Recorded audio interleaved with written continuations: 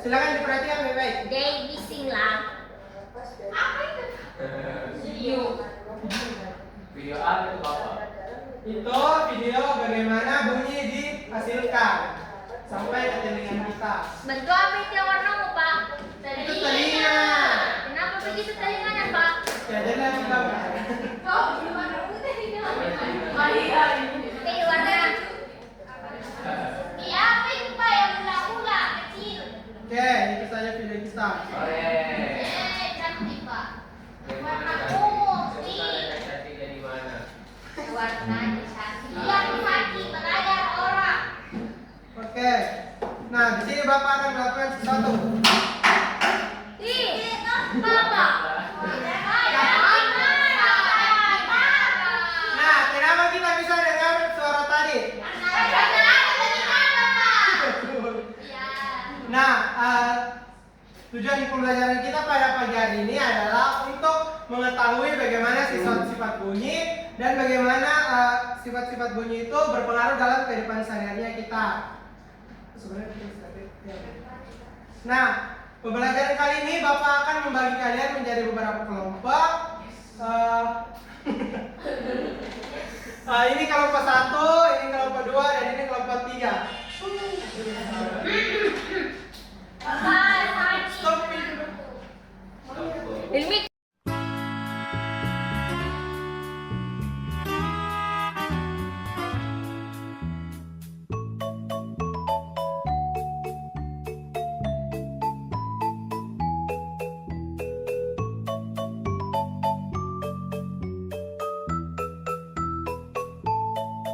Apakah kalian pernah berpikir bagaimana caranya bunyi bisa berjalan dari sumber dan sampai ke otak? Misalnya saja bunyi terompet. Ketika terompet ditiup, maka akan menghasilkan gelombang bunyi di udara. Gelombang bunyi ditangkap oleh telinga luar yang kemudian bergerak menuju saluran sempit yang disebut dengan saluran telinga. Gelombang bunyi kemudian mencapai gendang telinga, yang merupakan selaput berukuran setengah dari uang koin. Gelombang bunyi ini membuat gendang telinga bergetar. Gelombang bunyi kemudian mencapai gendang telinga, yang selanjutnya menggetarkan 3 tulang kecil, yaitu malleus, incus, dan step. Tulang-tulang ini menguatkan atau meningkatkan getaran dari bunyi.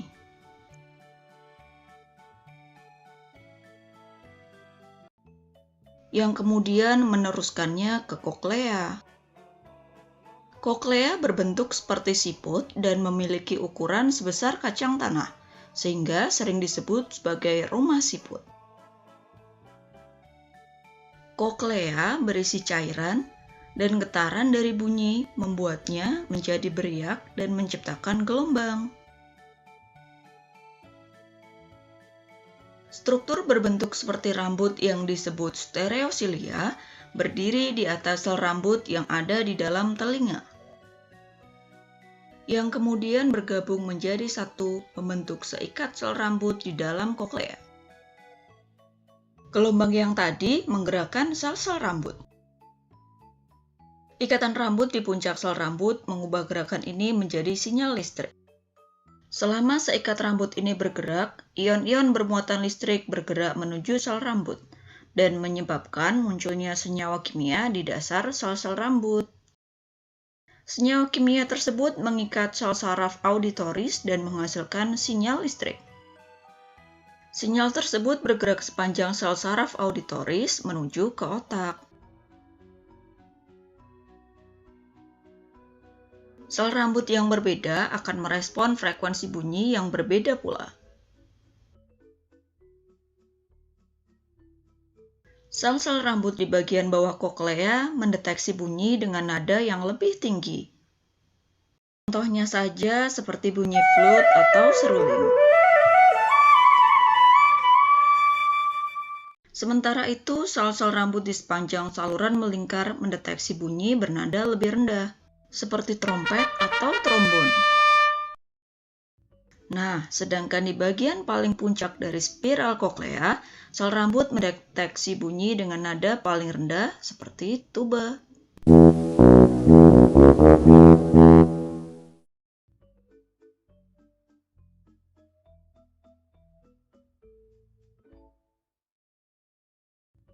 Selanjutnya, sel saraf auditoris membawa sinyal listrik ke otak dan menafsirkan pesan sebagai bunyi yang bisa kita mengerti dan nikmati.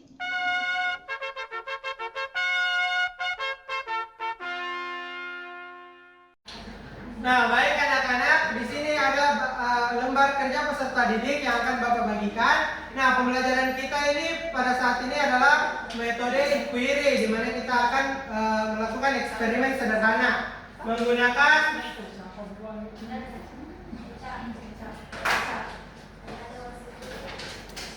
kita akan menggunakan botol yang berisi air ini. Bapak akan membagikannya.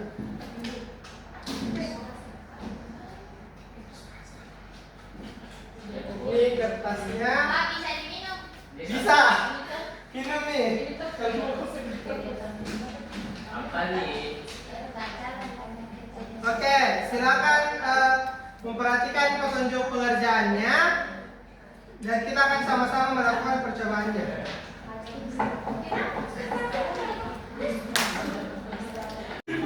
Give me.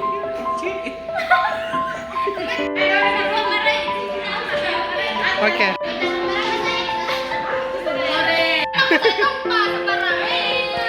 Nah, 1, 2, 3.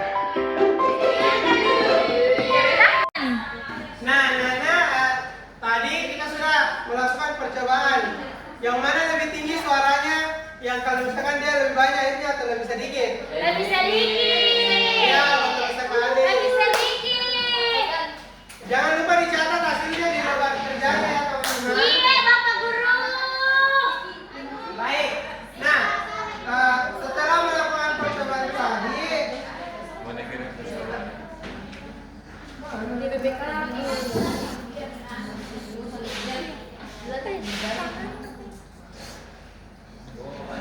setelah melakukan percobaan tadi, kita bisa menyimpulkan bahwa setiap bunyi yang kita dengar itu karena sesuatu yang bergetar. Nah, getaran ini menggetarkan udara di sekitarnya dan akhirnya sampai ke telinga kita, seperti alat musik gitar, gendang, HP berdering.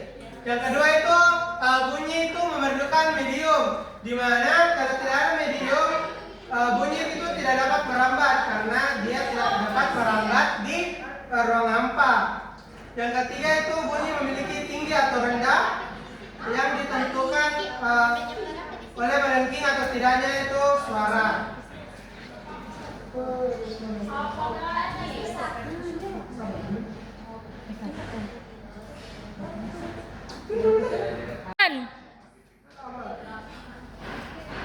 Nah, setelah percobaan tadi, apakah ada ini yang bertanya? Saya, Pak. Ya, silakan anak kita. Apa itu medium, Pak? Medium, medium itu benda atau materi yang dilewati atau dilalui oleh getaran bunyi. Jenis-jenisnya itu ada udara, ada air atau benda padat. Terus setelah Pika ada lagi yang ingin bertanya? Nah, kalau tidak ada, saya ingin mengajak salah satu siswa untuk menyimpulkan hasil belajar kita. Saki, Pak, Saki. Ya, saudara Saki silakan. Saki. Mari di depan. Bapak tidak kasih masuki bajunya Saki, Bapak. Tidak rapi Saki, Bapak. Tidak pakai dasi, Bapak. Masih bajunya lain kali ya. Si Saki turun kita itu.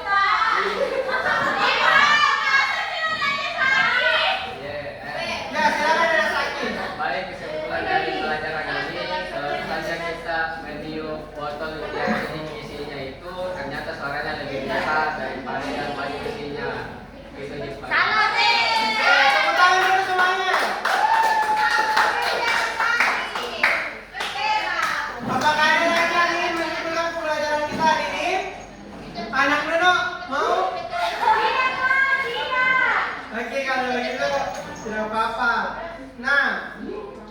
setelah kita melakukan pembelajaran tadi, banyak hal yang kita pelajari ya.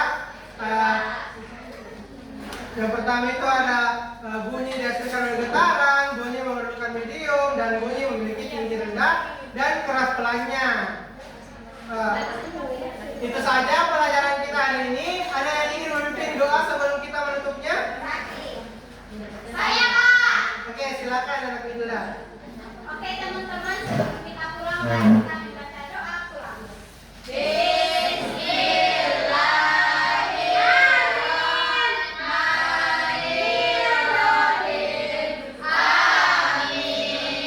Oh iya anak-anak, sebelum pulang Bapak punya oleh-oleh untuk dikerjakan di rumah.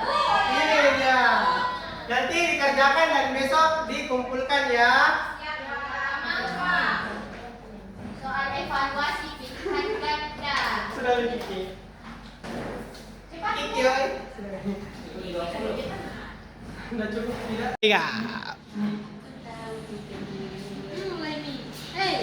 Kami dari tim pengamat, kami mengamati saudara melewati refleksi bertanya.